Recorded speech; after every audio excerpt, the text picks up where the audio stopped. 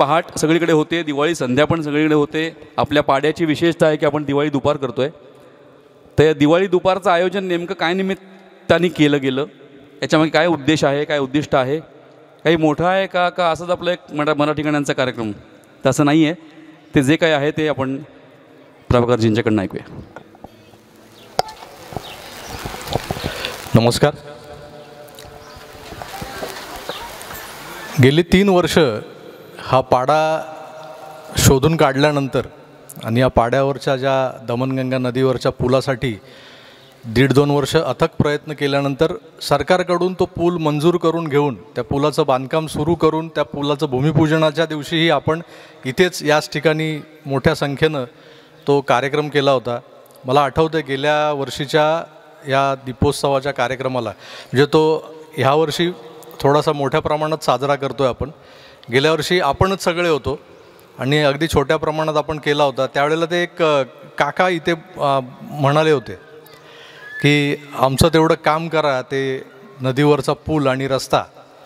तेव्हा एक आश्वासन म्हणून मी बोलून गेलो होतो की आम्ही त्याच्या मागे लागलेलो आहोत, पाठपुरावा करतो आहोत. सरकारकडून त्याची मान्यताही मिळवली होती.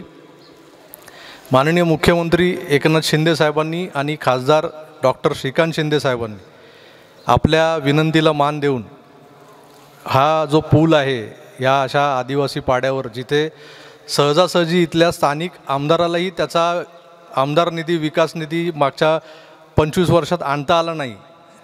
तुमचे नाना झिरवळ मला बाजूला घेऊन नंतर कानात सांगत होते की माझी बरीच कामं आहेत, आता मी तुमच्याकडे देतो, तुम्ही मग ती साहेबांपर्यंत पोचवा आणि करून घ्या.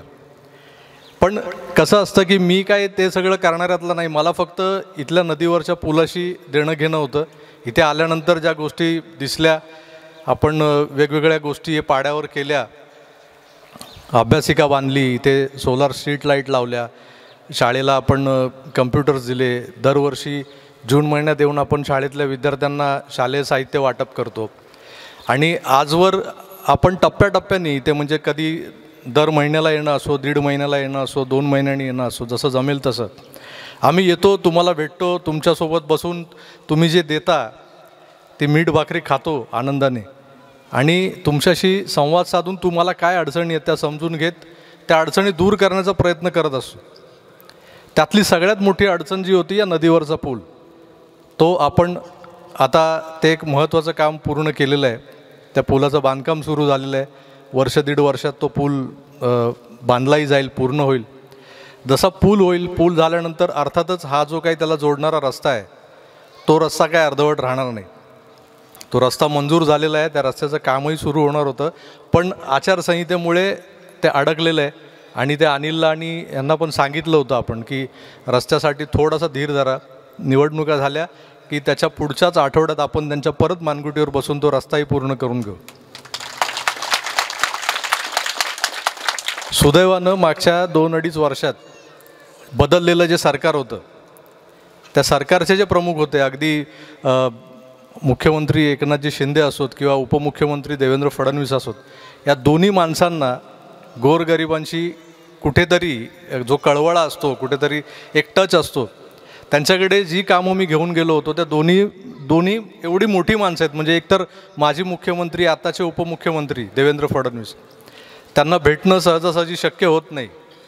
एकनाथ शिंदे सगळ्यांना ॲक्सेसिबल असतात, पण त्यांच्या भोवती एवढा गराडा असतो की आपल्यासारख्या कुठल्या तरी दुर्गम पाड्यावरचं एखादं काम त्यांना सांगायचं आणि त्यांनी मग ते बाजूला ठेवून द्यायचं. ही जी भीती मनात होती ना, ती त्यांनी आपली दूर केली. त्यांना जे आपण काम सांगितलं ते त्यांनी पूर्ण केलं. या दोन्ही माणसांचं मानावं तेवढं आभार, म्हणजे त्यांचे जेवढे आपण आभार मानावे तेवढे कमी आहेत. आता दुर्दैवानं असं आहे की आचारसंहिता सुरू आहे, निवडणुकीचा काळ सुरू आहे. याच्यात काही जास्त बोललो राजकीय तर ते प्रचार होईल. त्यामुळं मी त्यांचे आभार मनोमन मानतो. तुमच्या सगळ्यांना माहिती आहे की जो काही आपल्या पाड्यावरचा पूल तयार होतो आहे त्याचे खरे शिल्पकार कोण आहेत. मी निमित्त मात्र आहे. मी त्याच्या मागे लागलो, पाठपुरावा केला आणि माझ्या सोबतीला अनिल असो, तुळशी असो, ही सगळी आपली तरुण मित्रमंडळी असते, ते किती वेळा मंत्रालयात आले माझ्या सोबतीने. त्यांनी बरेच कष्ट केलेत आणि हाच ध्यास तुमच्यामध्ये असू द्या. आपण छोट्या छोट्या गोष्टी करत आहोत. इकडे अभ्यासिका उभी केली, त्या अभ्यासिकेतही मी सांगितलं या मुलांना शिकवण्यासाठी मी अनिलला बोललो होतो की रोज कोणीतरी तिथे थांबा आणि त्यांचा अभ्यास घ्या. वारे गुरुजी आले होते पुण्याहून, त्यांनी आपल्याला आश्वासन दिलं, ते स्वतः मदत करायला तयार झालेले आहेत. आपल्याला हा पाडा आहे ना एक दिवस जगाच्या नकाशावर जसा आता आणला आपण 3 वर्षापूर्वी, ह्या पाड्याला ओळखतही नव्हतं कोण, असा कुठला पाडा आहे, देवळाचा पाडा, कांडोळ पाडा. तो माझ्या एका व्हिडिओने लोकांच्या लक्षात आला, त्याची दखल घेतली गेली आणि हा जो पूल वर्षानुवर्ष कधी होईल की नाही अशी शंका होती, तो पूलही आता पूर्णत्वास येईल. इथले रस्तेही होतील. अजूनही बऱ्याच गोष्टी आहेत त्या पूर्ण करतो आहे आपण. इथे या सगळ्या वाटचालीमध्ये काही लोकांनी आपल्याला अतिशय मोलाची अशी मदत केलेली आहे. त्यातलं सगळ्यात महत्त्वाचं म्हणजे इथे आपण जेव्हा काम सुरू केलं तर पहिल्याच महिन्यात मला वाटतं मी इथे एक मेडिकल कॅम्प घेतला होता आणि आपण सलग नंतर दर 1-1.5 महिन्याने असे 3 कॅम्प घेतले मेडिकल कॅम्प. मेडिकल कॅम्प घेणं इंडिव्हिज्युअल कोणालाही, म्हणजे व्यक्तिशः जरी माझ्या ओळखी असतील किंवा काही माझे मित्रपरिवार आहेत त्यांच्या ओळखी असतील, पण ते एवढं सहज सोपं नाही आणि शक्य नाही होत.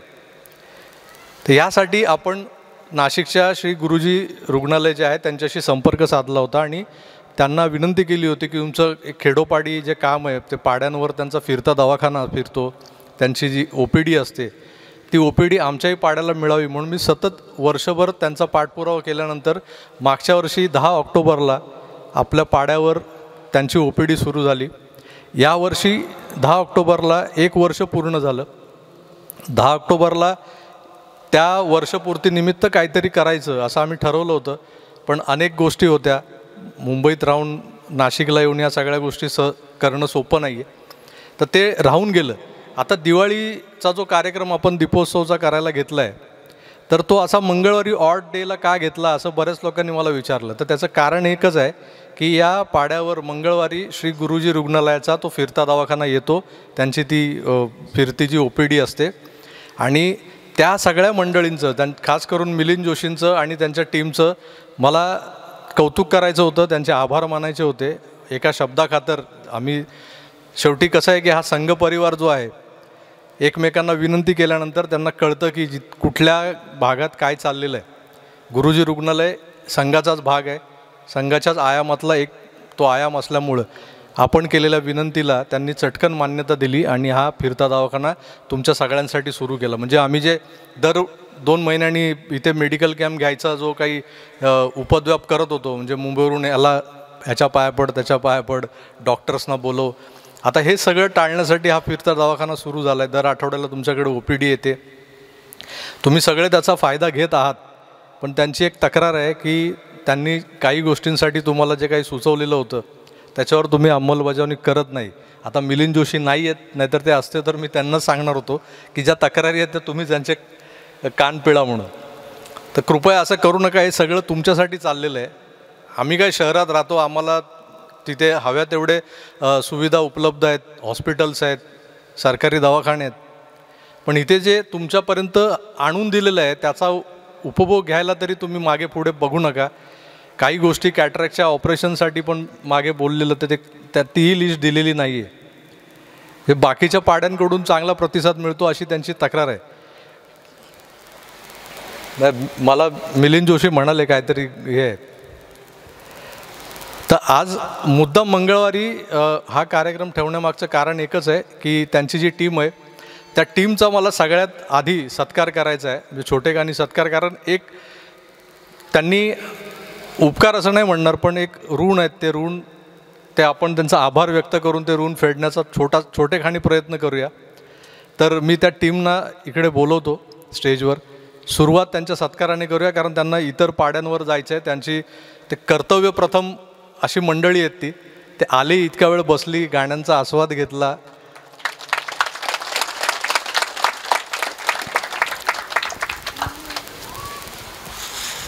तर गावकरी मंडळीच्या वतीनं त्यांचा सत्कार करतील सरपंच, उपसरपंच आणि गावचे जे काही पदाधिकारी आहेत.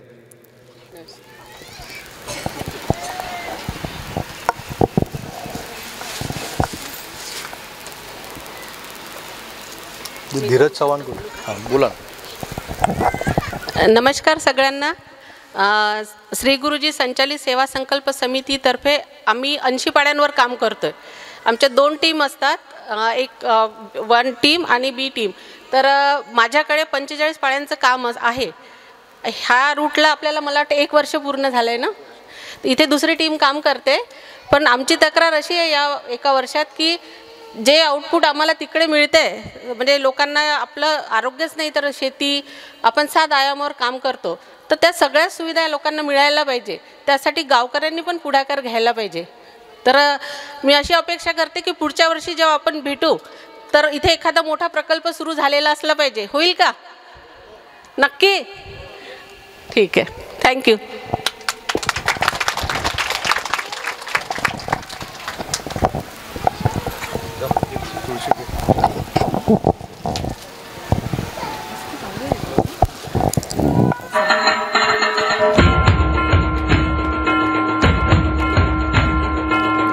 डॉक्टर वैशाली कोहरकर यांचा आपण सन्मान करतो आहोत.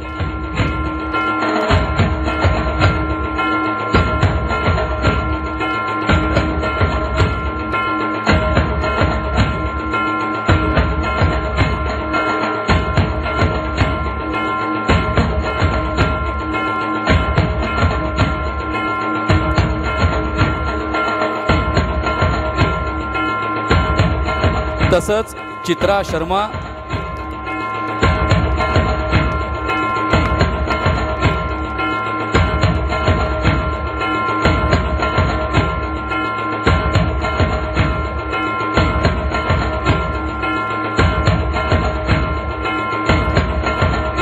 चित्रा शर्मा यांचा आपण सन्मान करतो आहोत.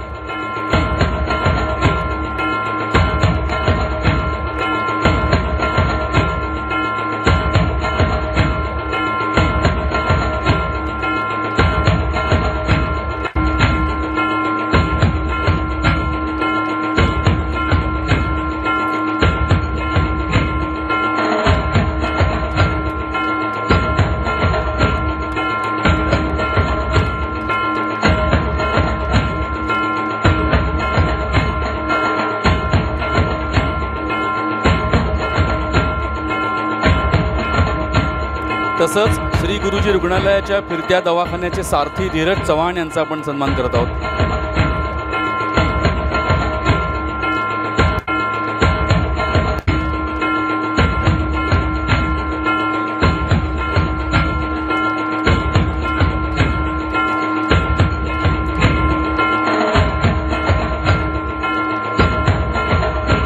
धीरज चव्हाण यांचा आपण सन्मान करत आहोत.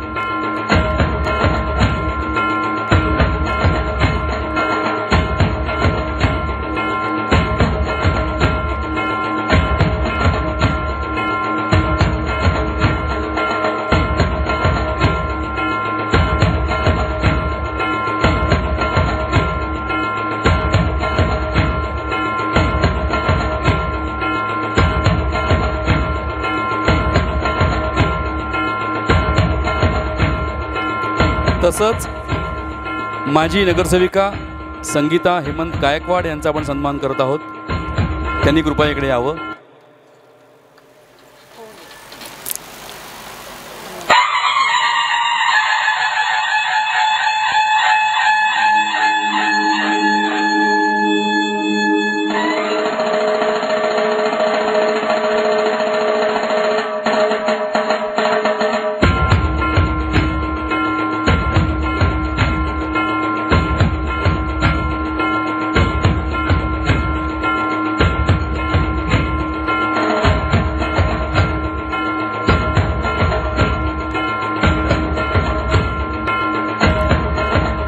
डॉक्टर वैशालींना मी एक सांगू इच्छितो, नाशिकमधलं जे सुप्रसिद्ध रुग्णालय आहे मानवता कॅन्सर क्लिनिक, त्या रुग्णालयाचा जेव्हा भूमिपूजन समारंभ झाला तेव्हा तिथे आमचा कार्यक्रम होता. आणि त्यानंतर ते जेव्हा उभं राहिलं तेव्हा त्यानंतर देखील सुरुवातीला आमचा कार्यक्रम त्यांनी ठरवला होता डॉक्टर राज नकरकरांनी. डॉक्टरशी असा अन्न संबंधित राहणं चांगलं आहे, असा संबंध येणं चांगलं आहे, तसा संबंध येण्यापेक्षा.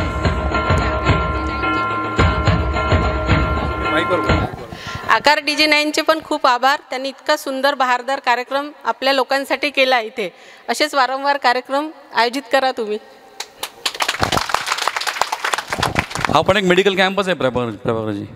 वेगळ्या पद्धतीने आपण लोकांना बरे करतो आहे. संगीत थेरपी, येस. यानंतर सौ संगीता हेमंत गायकवाड, माजी नगरसेविका, यांचा आपण सन्मान करतो आहोत. द्रौपदा नाडर,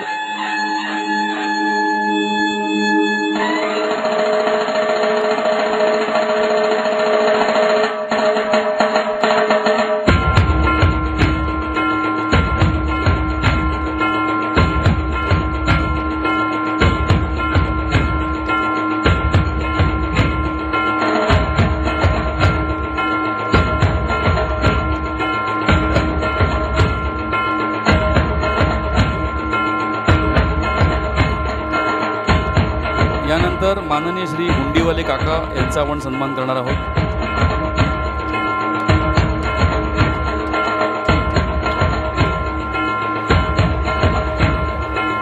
श्री बळीराम भांगरे यांच्या हस्ते हा सन्मान आपण करतो.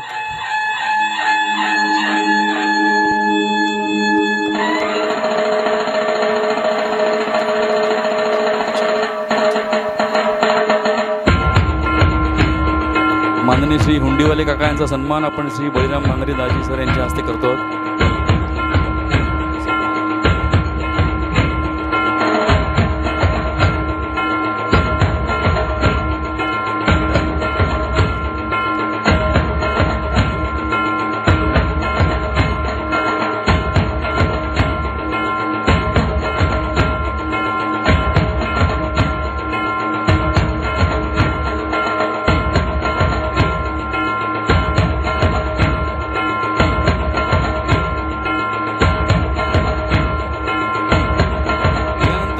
आपल्या कार्यक्रमाची जिच्या कथ्थक नृत्यानं झाली त्या पूर्वा पाटील हिचा आपण सन्मान करतो आहोत. उपसरपंच द्रौपदा गाडर यांच्या शुभ हस्ते.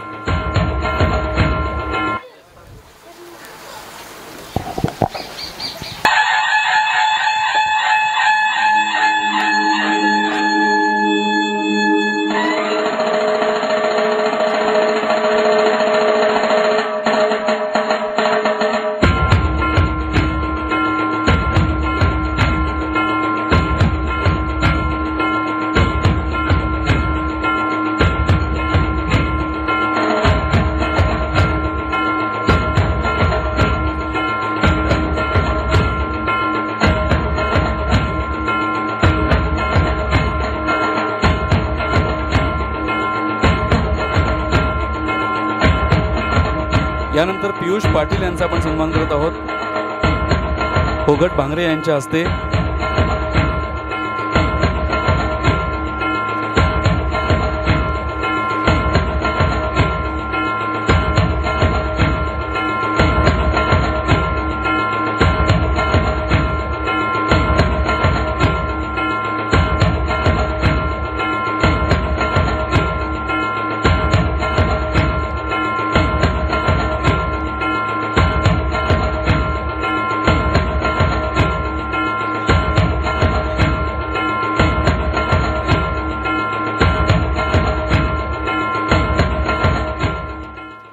यानंतर आजचा हा सांगीतिक कार्यक्रम जो इथे सादर होतो आहे त्या गंधार टीमचे सर्वेसर्वा हेमंत बर्वे यांचा सत्कार करतील अनिल गाडरजी. गंधार या कार्यक्रमाचे सर्वेसर्वा श्रीयुत हेमंत बर्वे.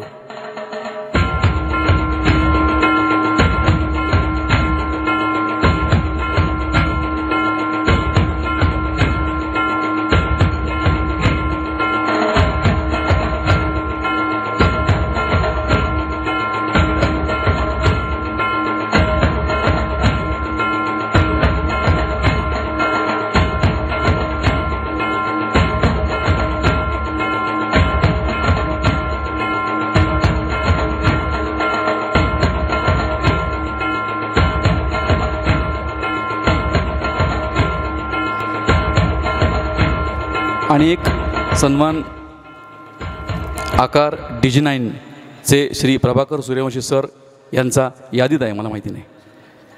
सरपंच श्री तुळशीराम भांगरे यांच्या हस्ते, ज्यांचा नवीन व्हिडिओ अपलोड होण्यासाठी किमान 6 लाख लोक जगभरची वाट बघत असतात. 6 लाख झाले का आपले?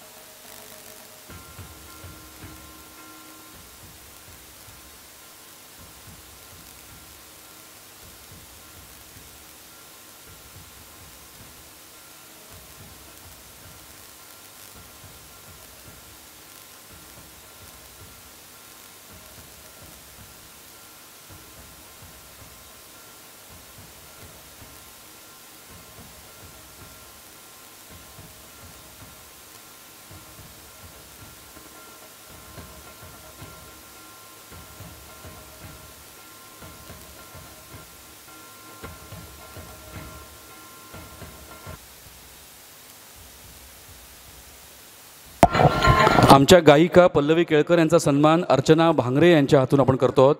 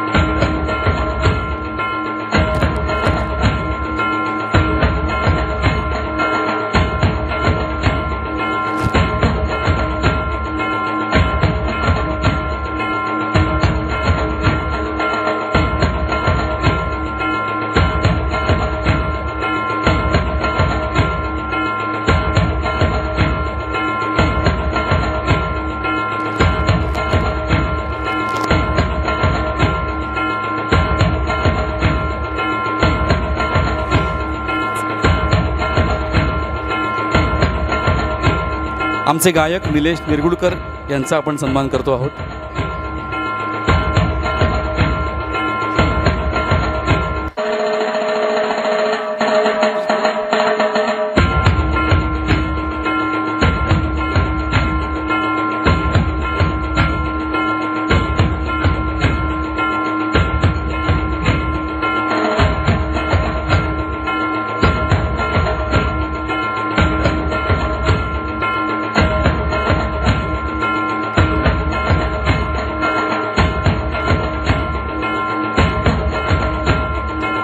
आमच्या सगळ्या सन्मान सत्काराला नाशिक बँडने सजवणारे आमचे साऊंड इंजिनियर प्रमोदजी यांचा आपण सन्मान करतो आहोत.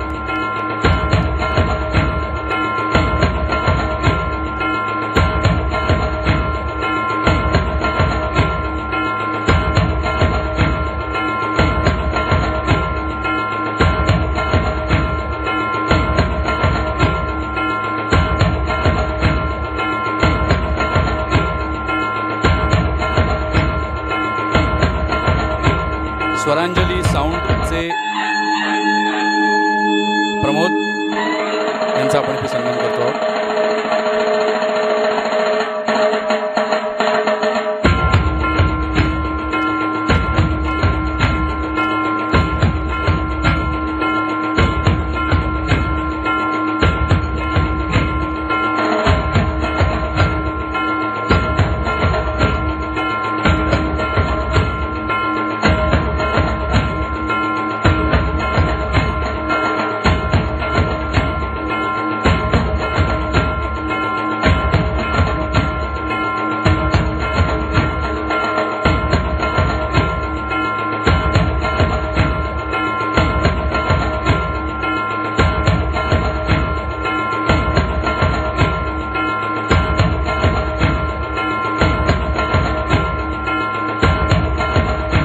मगाशी मी जे म्हटलं की आकार डिजिनाईनवरती व्हिडिओ अपलोड व्हायची 6 लाख लोक वाट बघत असतात. त्यातले आकार डिजिनाईन या परिवारातले जे सगळी मंडळी आहेत अशांच्या सोबत हा इथे सन्मान सत्काराचा कार्यक्रम होतोय.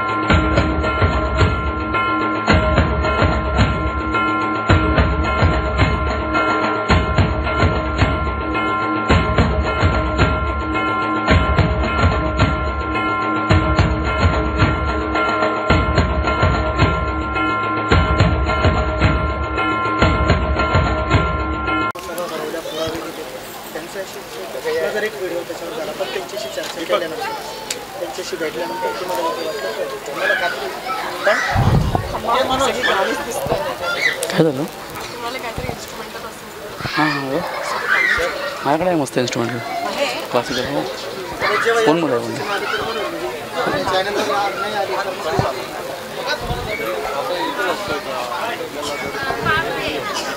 आम्हाला काय जवळ आहे. आम्ही निघालो का 1.5 तासात. संगीतात 10 वर्ष बरोबर. चलो भेटूया. आम्हाला निघायचं मित्र म्हणून तर हो. जय शारदे त्यातल्या त्यात आहे म्युझिक. अच्छा धोतर जोडी आणि टॉवेल टोपी अशा साहित्याचं वाटप आपण करतो आहोत या पहिल्या 5 जणांना, ज्यांची नावं मी आता पुकारली.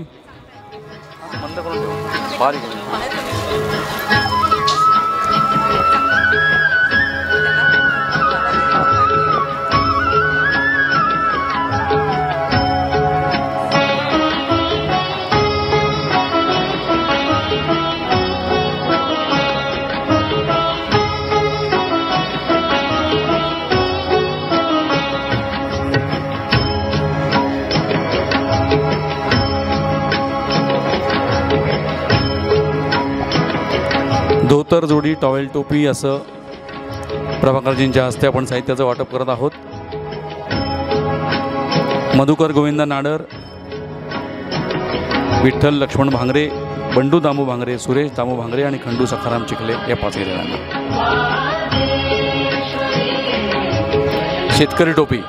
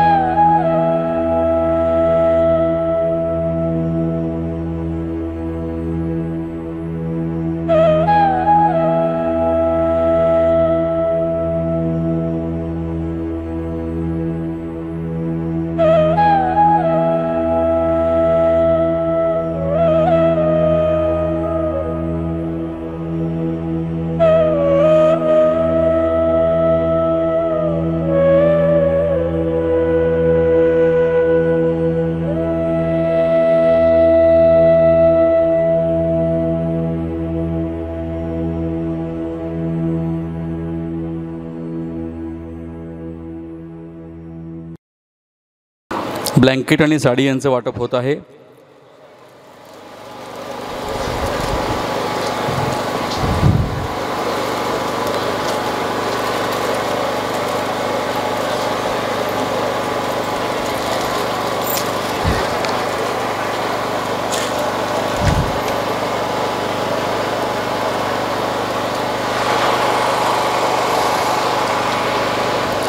किती वेळ करायचं एवढं वाटप आहे म्हणून नाही नाही कार्यक्रम काय असं काय ते सांगतो म्हणाले.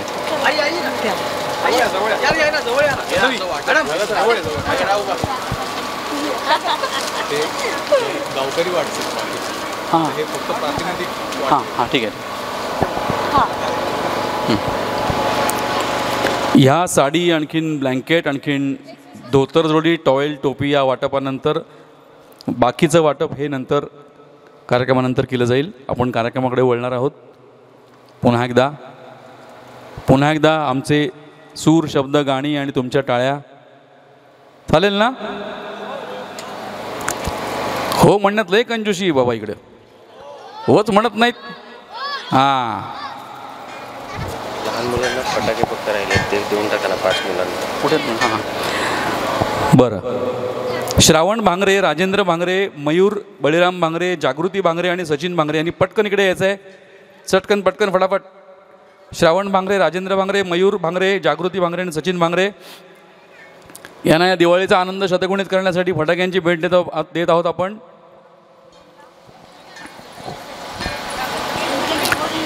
पण तुमच्या या सगळ्या हिरव्यागार निसर्गरम्य अशा परिसराला कमीत कमी फटाके वाजवून इकडे प्रदूषण करा. ठीक आहे ना.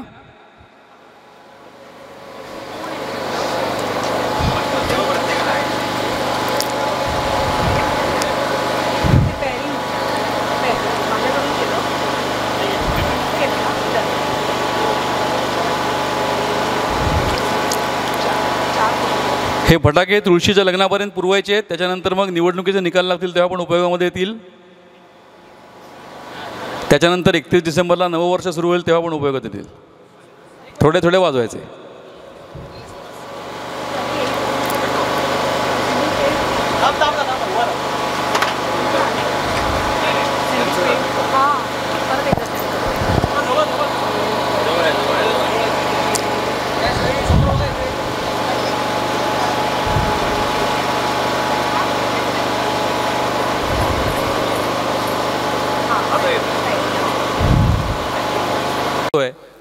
या दिवाळीपर्यंत आपण येतो. त्याच्या आधी एक कोजागरी पौर्णिमा असते आणि त्याच्या आधी एक नवरात्र असतं. ते नवरात्रापासून आपण सुरुवात करूया. नवरात्राचे 9 दिवस आपल्या भारतीय कॅलेंडरप्रमाणे आश्विन शुद्ध 1 या दिवशी नवरात्र सुरू होतं. घटस्थापना म्हणतो आपण त्याला. घटस्थापनेनंतर 10 दिवसांनी विजयादशमी म्हणजे दसरा येतो. त्याच्यानंतर लगेच एक पौर्णिमा येते, त्याला आपण कोजागरी पौर्णिमा म्हणतो. आणि त्याच्यानंतरच्या अमावास्येला आपण दिवाळीमध्ये प्रवेश करतो. या दिवाळीत येण्याआधी कोजागिरीतनं यायला लागतं. कोजागिरीत येण्याआधी नवरात्रातनं यायला लागतं. हा नवरात्र तुम्हाला सगळ्यांना माहिती आहे. नवरात्रामध्ये आपल्या देशाचा पंतप्रधान 9 दिवस फक्त पाण्यावरती राहून उपवास करतो. तुमच्यापैकी देखील काही जण उपवास करत असतील. काही जण हे 9 दिवस अनवाणी पायानं फिरत असतील. तर असा हा दसरा, असं ही नवरात्र आपण साजरी करतो. आता गाण्याच्या माध्यमातून आपण नवरात्र साजरी करणार आहोत. आणि या स्त्री शक्तीची आराधना करणारं एक अप्रतिम मराठी गीत आपल्यासमोर. हे गीतसुद्धा असं आहे की ज्यात तुम्ही तुमचा आवाज आमच्या आवाजामध्ये मिसळू शकता आणि थोडीशी आम्हाला गाण्यात मदत करू शकता. आपण निलेशकडे जाऊया.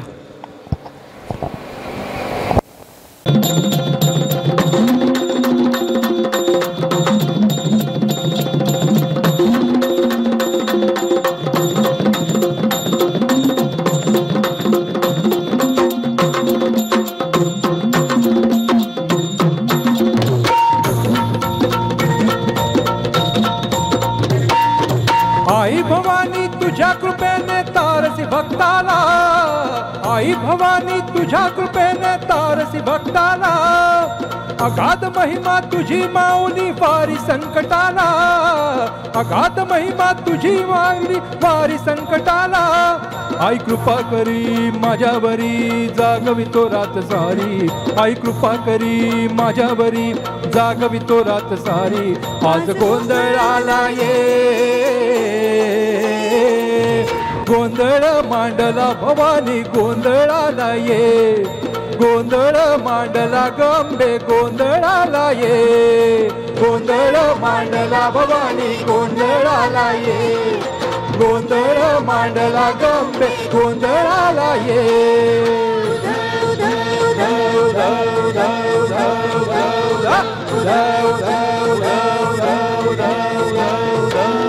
गळ्यात घालून कवड्याची माळ, पायात बांधील चाळ, हातात परड तुला ग आवडी वाजवितो संबळ.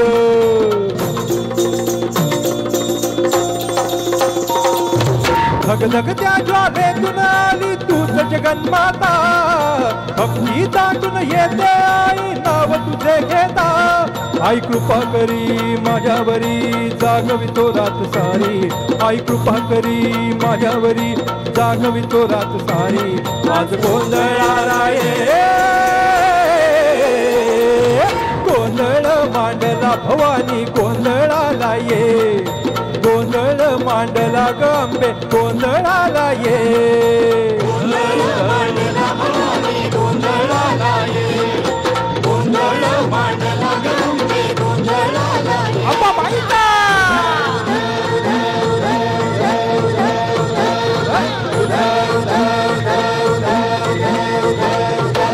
अग चौक भरीला माणिक मोती मंडप आकाशाचा, हात जोडून करुण फाकितो उद्धार कर नावाचा.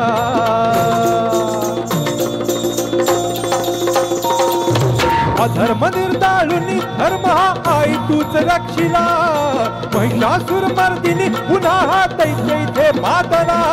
आज आम्हावरी संकट भारी धावत ये लवकरी, आज आम्हावरी संकट भारी धावत ये लवकरी. अंबे गोंधळाला ये, गोंधळ मांडला भवानी गोंधळाला ये, गोंधळ मांडला गंबे गोंधळाला ये, गोंधळ मांडला भवानी गोंधळाला ये, गोंधळ मांडला गंबे गोंधळाला ये. अप्पा बाईचा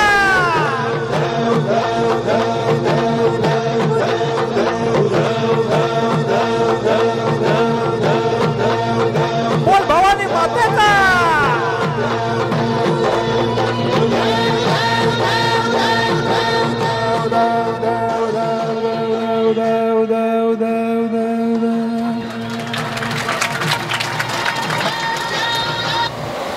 महिषासुराला मारणाऱ्या या दुर्गादेवीप्रमाणे आपल्या पाड्यावरच्या पण सगळ्या मुलींना कराटे शिकवूया हळूहळू येणाऱ्या दिवसामध्ये आणि सशक्त बनवूया.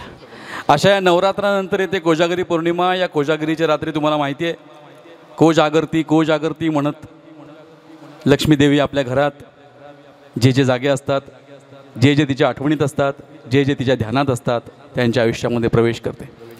अशा या कोजागरी निमित्त एक सुंदर गीत, त्या शारदीय महोत्सवाचं गीत, ज्यांचं आयुष्य या निसर्गावरती अवलंबून असतं, ज्यांचं आयुष्य निसर्गाच्या चक्रावरती अवलंबून असतं, जे विशिष्ट दिवसामध्ये आपल्या होड्या पाण्यात सोडतात मासेमारीसाठी, विशिष्ट दिवसामध्ये मासेमारी करणं बंद करतात,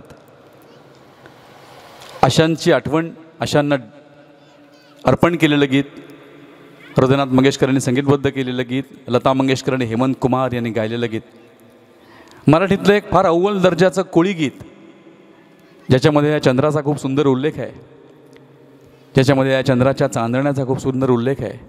आपल्या सगळ्यांचं विलक्षण आवडतं गीत. फार क्वचित आपण हे गीत ऐकतो, पण विलक्षण सुंदर असे शब्द आहेत. आणि कधी हे गीत ऐकता ऐकता आपण या गीताचा भाग बनून जातो आणि गीतासोबत गायला लागतो, आपल्याला देखील कळत नाही.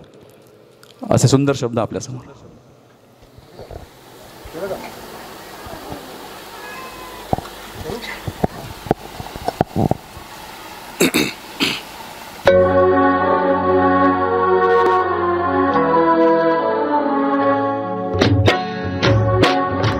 हो वल्लभ नाखवा हो वल्लव रे रामा, वल्लव रे नाखवा हो वल्लव रे रामा. मी डोलकर डोलकर डोलकर दर्याचा राजा, मी डोलकर डोलकर डोलकर दर्याचा राजा. घर पाण्यावरी 15ला करतो ये जा, मी डोलकर डोलकर डोलकर दर्याचा राजा. वल्लव रे नाखवा हो वल्लव रे रामा, वल्लव रे नाखवा हो वल्लव रे रामा, वल्लव रे नाखवा हो वल्लव रे रामा, वल्लव रे नाखवा हो वल्लव रे रामा.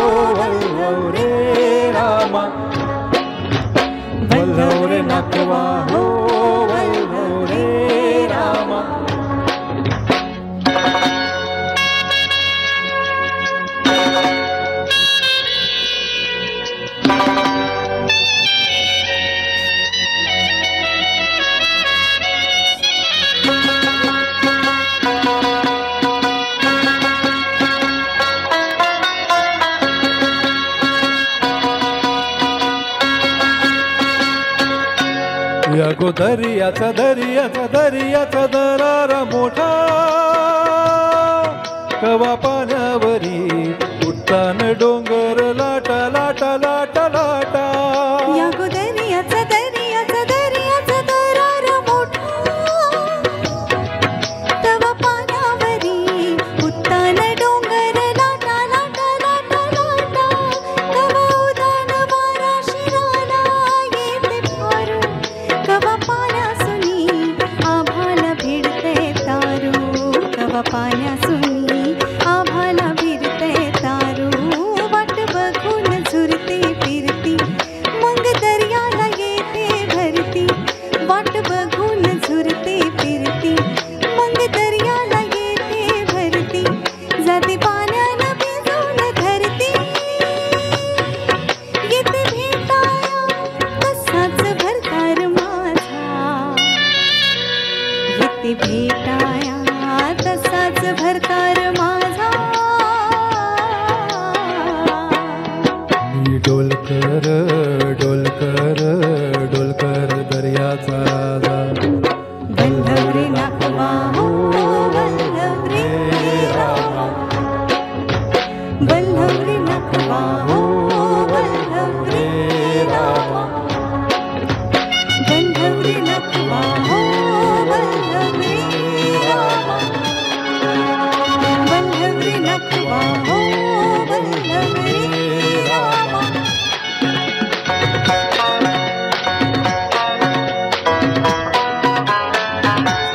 मंडळी मजा येते का तुम्हाला? मजा येते का? वल्लवायची ऍक्शन करा मग. भल्या सकाळला बाल झुकते हे खाली, सोनं चमचमतय दर्याला चढते लाली. भल्या सकाळला बाल झुकते हे खाली, सोनं चमचमतय दर्याला चढते लाली. आम्ही पाण्यामध्ये रापण टाकतो झाली, दर्याचा लुटून भरतो डाली. रात पुनवेच चांदण प्याली, कशी चांदीची मासोली झाली. रात पुनवेच चांदण प्याली, कशी चांदीची मासोली झाली. माझ्या जाल्यात होऊन आली न तो बाजारा भरून भवरा ताजा. न तो बाजारा भरून भवरा ताजा. मी डोलकर डोलकर डोलकर दर्याचा राजा. वल्लवरे नाथवा हो वल्लवरे रामा, वल्लवरे नाथवा हो वल्लवरे रामा, वल्लवरे नाथवा हो वल्लवरे रामा, वल्लवरे नाथवा हो वल्लवरे रामा.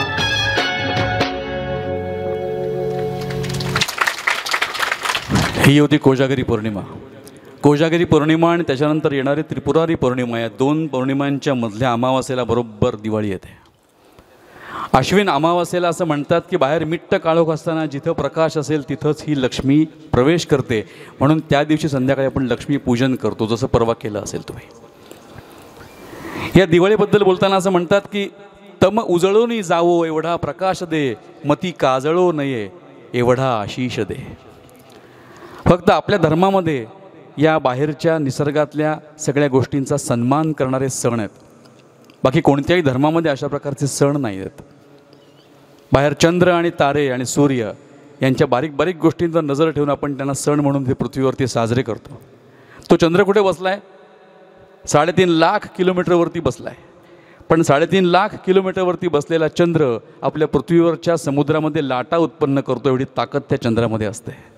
आणि म्हणूनच तो चंद्र तुमच्या आमच्या मनातले भाव देखील बदलू शकतो. आणि म्हणून प्रत्येक पौर्णिमेला, प्रत्येक अमावास्येला आपण आपल्या सणांना खूप महत्त्वाचं स्थान दिलेलं आहे. त्याच्यानंतर आपल्या संपूर्ण वर्षातला सगळ्यात मोठा सण येतो, महासण ज्याला म्हणता येईल. 4-5 दिवसांची अशी महाकाय दिवाळी येते. सगळ्या सणांचा राजा असं जिला म्हणायला पाहिजे अशी ही दिवाळी. वस्तुतः नवरात्र 9 दिवसांचं असतं, गणपती 10 दिवसांचा असतो, पण दिवाळी 4 दिवसांची असून आपल्या संपूर्ण वर्षावरती प्रभाव टाकते, ती म्हणजे दिवाळी. या दिवाळीचं एक सुंदर गीत ऐकूया. गीताचे शब्द आहेत, आली माझ्या घरी ही दिवाळी. तुम्ही म्हणाल की आत्ताच तर गेली दिवाळी, पण कार्यक्रमाच्या रूपाने आजच तर आली दिवाळी. आणि म्हणून ही दिवाळी आपण साजरी करतो आहे एका सुंदर गीतांच्या माध्यमातून. इकडल्या माझ्या कडेकडेच्या भगिनींवरती ऊन येत आहे, त्या विलक्षण तापल्या जातात. थोडंसं आज सरकायला हरकत नाही किंवा थोडंसं मध्ये यायला हरकत नाही, कारण ते उन्हाच्या काहिलीमध्ये आमची गाणी तुमच्या अजिबात ऐकायची मनस्थिती राहणार नाही. कधी संपतं आहे असं वाटेल, उन्हात बसलात तर, सावलीत बसलात तर वाटेल कधीच संपू नये. पुढल्या गीताकडे जाऊया.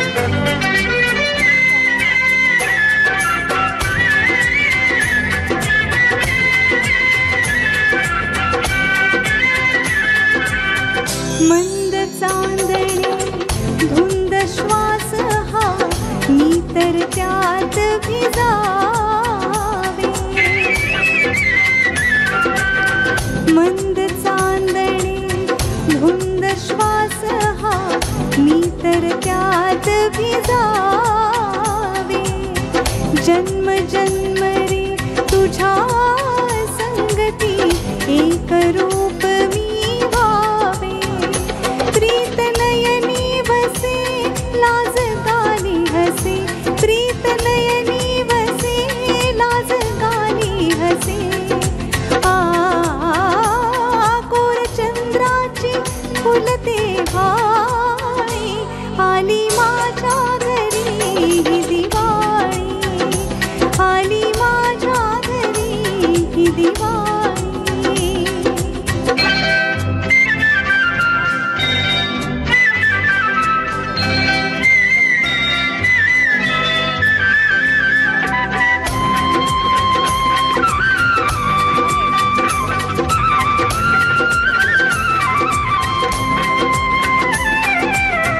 पाऊल पडता घरी मुकुंदा गोकुळ हरपून गेले. फुटीला विता अंगी देवा सुगंध बरसत आले. हर्ष दाटे उरी नाथ आले घरी. हर्ष दाटे उरी नाथ आले घरी.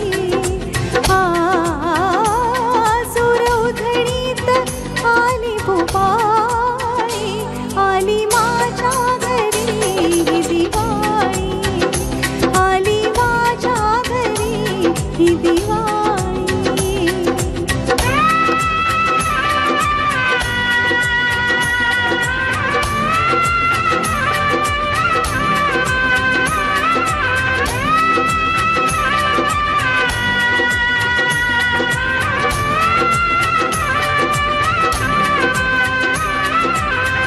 नक्षत्रांचा साजले उनी रात्र अंगणी आली.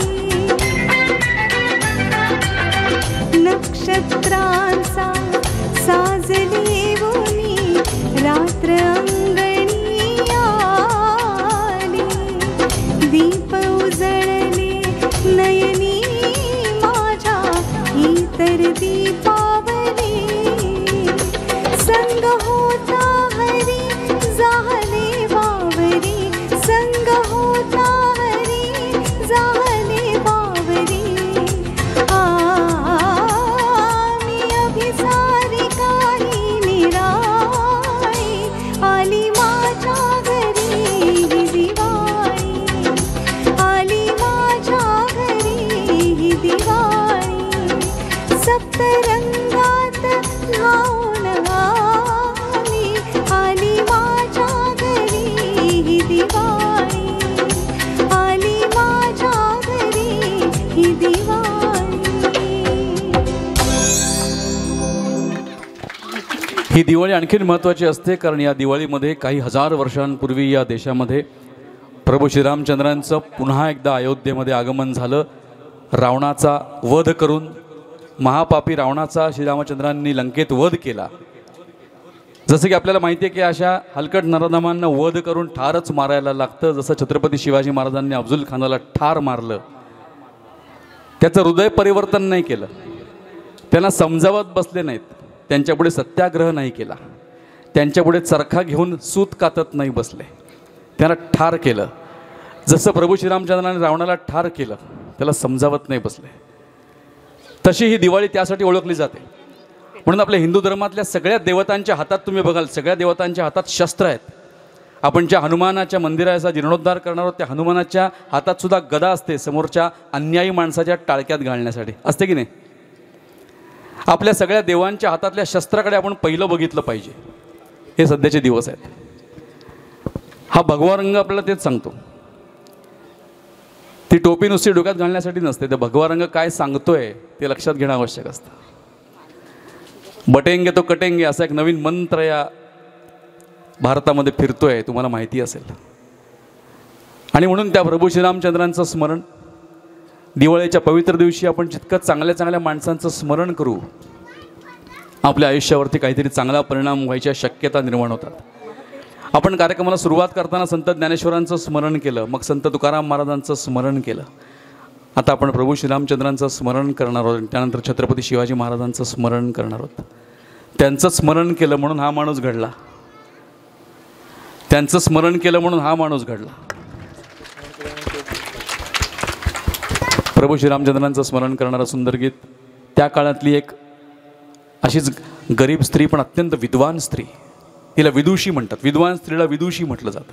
शबरी ही त्या काळातली विदुषी होती आणि म्हणून त्या शबरीच्या घरी जेव्हा प्रभू श्रीरामचंद्रांना ती वाट बघत होती आणि ती येणार अशा जेव्हा शक्यता निर्माण झाल्या तेव्हा आनंदलेली शबरी काय म्हणतायत त्यांचे शब्द आपण ऐकूया.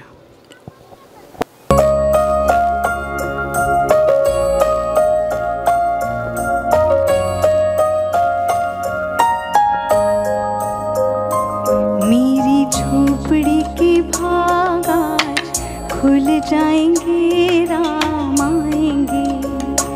मेरी झोपड़ी के भाग आज खुल जाएंगे, राम आएंगे. राम आएंगे, आएंगे, राम आएंगे. राम आएंगे, आएंगे, राम आएंगे. मेरी झोपड़ी के भाग आज खुल जाएंगे, राम आएंगे. मेरी झोपड़ी के भाग आज खुल जाएंगे, राम आएंगे.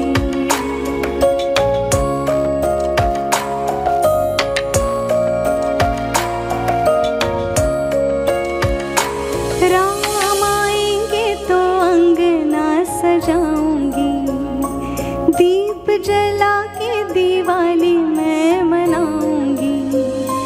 राम आएंगे तो अंगना सजाऊंगी, दीप जला के दिवाली मैं मनाऊंगी. मेरे जन्मों के सारे पाप मिट जाएंगे, राम आएंगे. मेरे जन्मों के सारे पाप मिट जाएंगे, राम आएंगे.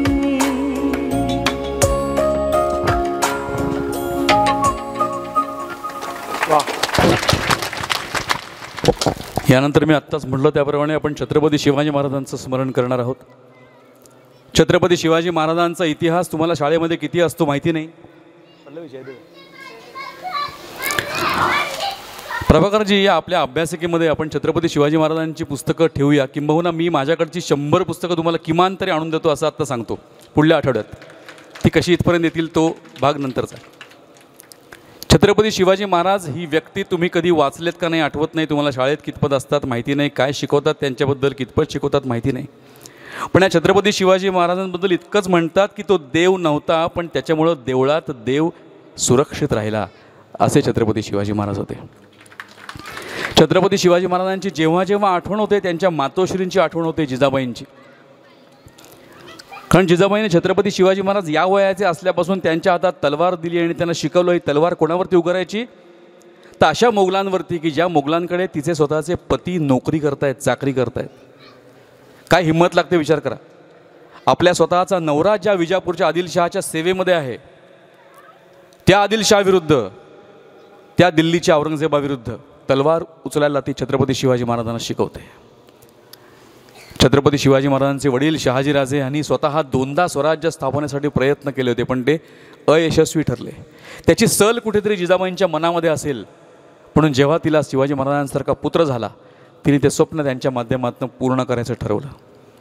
छत्रपती शिवाजी महाराजांचा इतिहास जर तुम्ही वाचाल, 50 वर्षांचा फक्त माणूस जगलेला आहे, 50 वर्षांचा त्यांचा इतिहास आहे. पण 50 वर्षात त्यांनी असं काही निर्माण केलं की आज इथे हा कार्यक्रम अशा पद्धतीचा होतो आहे, मराठी हिंदी गीतांचा, भक्तिगीतांचा, भावगीतांचा. त्याच्याऐवजी हा कव्वालीचा कार्यक्रम करायला लागला असता. आपल्याला अर्थ तुम्हाला कळला असेल मी काय म्हणतोय त्याचा. जर छत्रपती शिवाजी महाराजांचा जन्म नसता झाला तर हा कार्यक्रम कव्वालीचा करायला लागला असता. इतका फरक त्यांच्या 50 वर्षांच्या आयुष्याने पडला. छत्रपती शिवाजी महाराजांची आरती, आपण जर आरतीचं पुस्तक बाहेरनं विकत आणलं त्याच्यामध्ये शंकराची आरती असते, गणपतीची आरती असते, दुर्गा मातेची आरती असते, हनुमानाची आरती असते, अनेक आरत्या असतात, दत्ताची आरती असते, छत्रपती शिवाजी महाराजांची आरती तुम्हाला कुठे सापडणार नाही. आणि अशीच आरती वीर सावरकर यांना देखील सापडली नाही, म्हणून त्यांच्या एका मित्रानं त्यांना सांगितलं की विनायका तू शिवाजी महाराजांवरती एखादी आरती लिही. म्हणून 21-22 या वयामध्ये स्वातंत्र्यवीर सावरकरांनी छत्रपती शिवाजी महाराजांवरती अप्रतिम आरती लिहिली. ती आरती आपण ऐकूया आणि छत्रपती शिवाजी महाराजांचं स्मरण करूया आणि आजच्या या दिवाळीला अधिक तेजपुंज करण्याचा प्रयत्न करूया.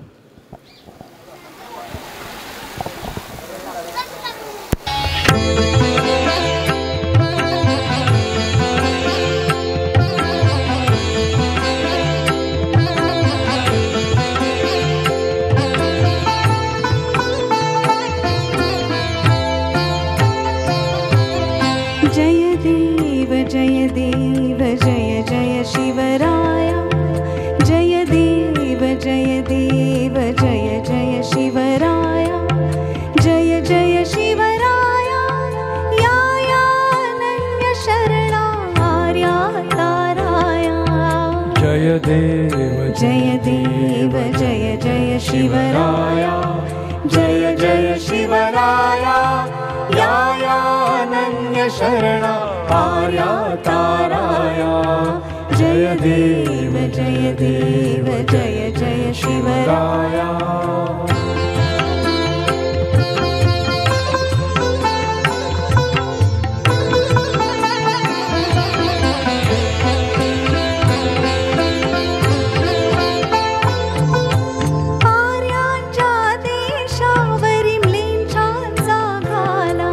म्लेच्छांचा घाला आला आला सावध हो शिव भूपाला, हो शिव भूपाला.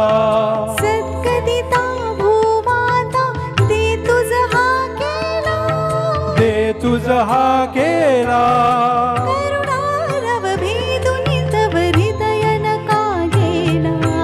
जय देव जय देव जय जय शिवराया, जय जय शिवराया या अनन्य शरणा आर्या ताराया. जय देव जय देव जय जय शिवराया.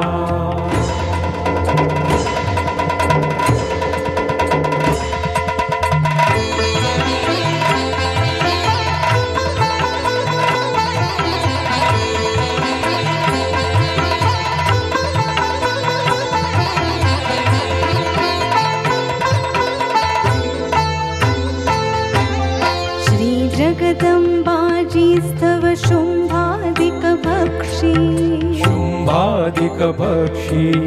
दशमुख मर्दुनि जी श्री रघुवर संरक्षी, रघुवर संरक्षी. ती पूता भूमाता क्लींछाही छळता, क्लींछाही छळता. तुझ विण शिवराया तिज कोण तुझ्या त्राता. जय देव जय देव जय जय शिवराया, जय जय शिवराया या अनन्य शरणा आर्या ताराया. जय देव जय देव जय जय शिवराया.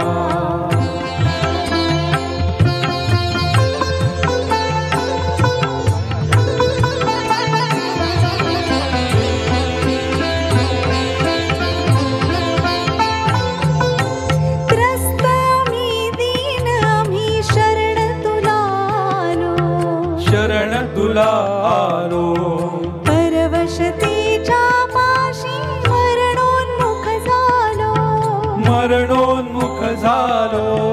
साधू परित्राणाय दुष्कृती नाशाय, दुष्कृती नाशाय. भगवन् भगवद्गीता सार्थ कराया. जय देव जय देव जय जय शिवराया, जय जय शिवराया या अनन्य शरणा आर्या ताराया. जय देव जय देव जय जय शिवराया.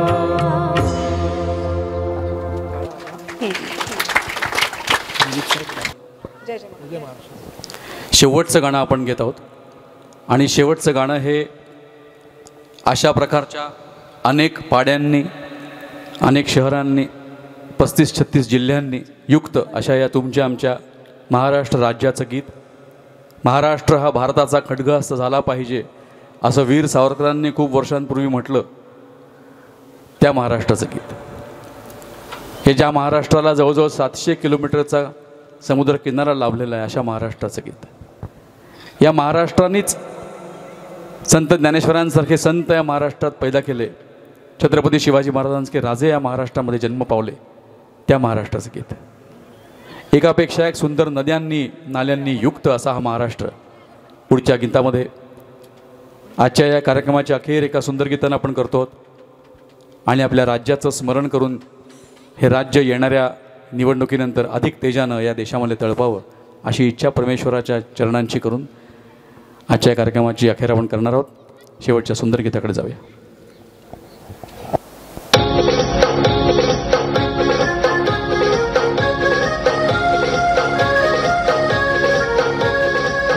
जय जय महाराष्ट्र माझा, गरजा महाराष्ट्र माझा. जय जय महाराष्ट्र माझा, गरजा महाराष्ट्र माझा.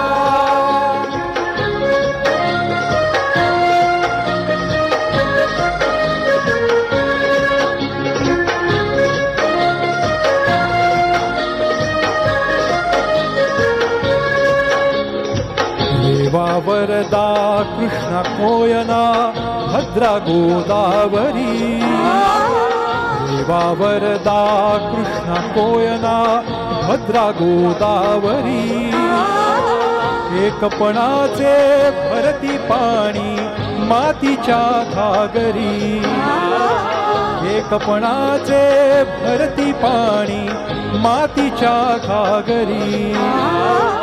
हिमथडीच्या तटानाया, हिमथडीच्या तटानाया यमुनेचे पाणी पाजा. जय महाराष्ट्र माझा, जय जय महाराष्ट्र माझा, गरजा महाराष्ट्र माझा. भीती नाभा तुझी मुळी ही गडगडणाऱ्या नभा. तुझी मुळी ही गडगडणाऱ्या नभा. अस्मानीच्या सुलतानीला जबाब देती जिव्हा. अस्मानीच्या सुलतानीला जबाब देती जिव्हा. सह्याद्रीचा सिंह गर्जतो, सह्याद्रीचा सिंह गर्जतो शिवशंभू राजा. दरी दरीतून नाद गुंजला महाराष्ट्र माझा. महाराष्ट्र माझा, गरजा महाराष्ट्र माझा. महाराष्ट्र माझा, गरजा महाराष्ट्र माझा. माया छातीवरी कोरली अभिमानाची लेणी. माया छातीवरी कोरली अभिमानाची लेणी. पोलादी मनगटे खेळती खेळ जीव घेणी. पोलादी मनगटे खेळती खेळ जीव घेणी. दारिद्र्याच्या उन्हात शिजला, निढळाच्या घामाने भिजला. देश गौरवासाठी झिजला, गौरवासाठी झिजला. दिल्लीचेही तख्त राखी तू महाराष्ट्र माझा. जय जय महाराष्ट्र माझा, गरजा महाराष्ट्र माझा. जय जय महाराष्ट्र माझा, गरजा महाराष्ट्र माझा. गरजा महाराष्ट्र माझा, गरजा महाराष्ट्र माझा.